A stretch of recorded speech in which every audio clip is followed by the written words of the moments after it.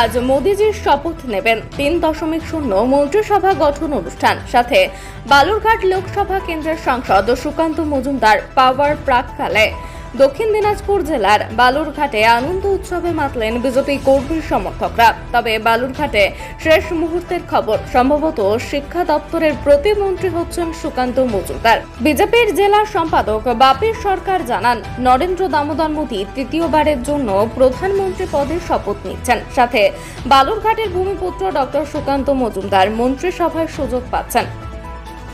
সেই সাথে তিনি জানান, এবছর কেন্দ্রীয় মন্ত্রিসভায় সুকান্ত মজুমদার মন্ত্রিসভায় সুযোগ পাবেন।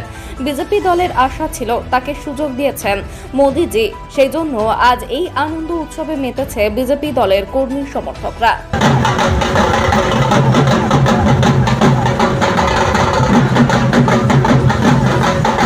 ঠিক আছে, আজকে এই যে বিজয় মিছিল, বিজয় উৎসব পালন হচ্ছে, ঠিক কি কারণে? দেখুন, আজকে আমাদের আর ভারতবর্ষের সম্মানীয় প্রধানমন্ত্রী নরেন্দ্র দামোদর দাস মোদী তৃতীয়বারের জন্য তিনি প্রধানমন্ত্রী শপথ নিচ্ছে। তার জন্য যেমন আমাদের বিজয় উৎসব, আর একদিকে আমাদের এখানকার সাংসদ ভূমিপুত্র ডক্টর সুকান্ত মজুমদার দেশ ভাগের পর আর দেশ স্বাধীনতা হবার পর প্রথম আর দক্ষিণ দিনাজপুর জেলার থেকে মন্ত্রিত্ব পাচ্ছে, দুটো নিয়ে আর ডবল। আর আমাদের আজকে যে উৎসব, সেই উৎসবকে সামনে রেখে আমাদের আজকে বিজয় মিছিল আমরা সামিল হয়েছি। কি কি করা হচ্ছে?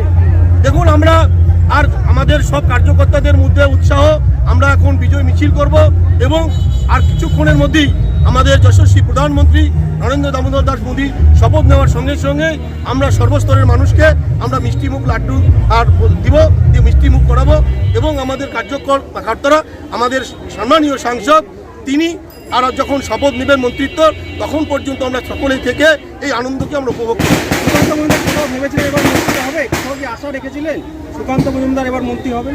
দেখুন, আমরা প্রতিশ্রুতিতে বিশ্বাস করি না, কিন্তু আমাদের মধ্যে একটা আশার আলো ছিল যে সম্মানীয় সাংসদ সুকান্ত মজুমদার তিনি সাংসদ রত্ন পেয়েছেন প্রথমবার সাংসদ হয়ে, এবং তিনি আর যেভাবে প্রথম জীবনে সাংসদ হবার পরেই যেভাবে লড়াই করেছেন, তার লড়াইকে নরেন্দ্র মোদী, অমিত শাহ, জেপি নাড্ডারা আমরা নিশ্চিতভাবে বিশ্বাস ছিল সম্মান জানাবেন এবং তাকে মন্ত্রিত্ব দেবে, এটা আমাদের কার্যকর্তার মধ্যে একটা বিশ্বাস ছিল।